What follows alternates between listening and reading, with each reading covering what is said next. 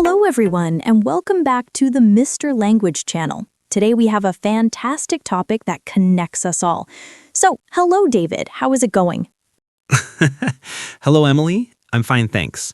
So, you are right. Today, we're talking about nationalities, where people are from and how we describe that. It's really interesting. Absolutely. So, let's start with a basic question.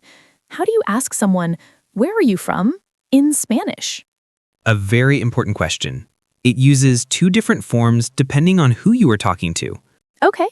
And how do I answer?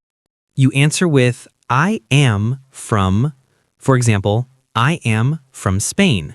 What about saying the nationality itself? Like, I am Spanish or I am Mexican. For I am Spanish, the word changes if you are a man or a woman. The female version usually adds an A at the end. I see.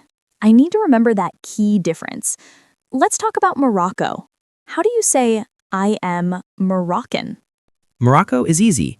The word for Moroccan doesn't change whether you are male or female. That's great.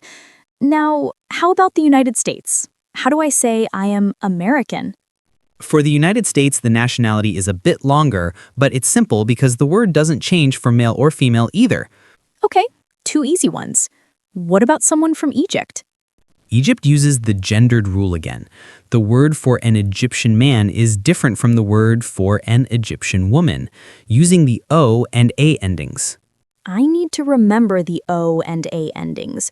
Let's review the gendered ones. Spanish, Mexican, Egyptian, and Italian.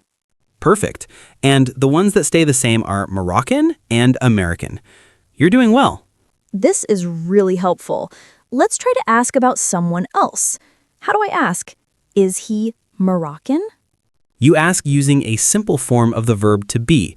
The answer could be, yes, he is Moroccan. Fantastic.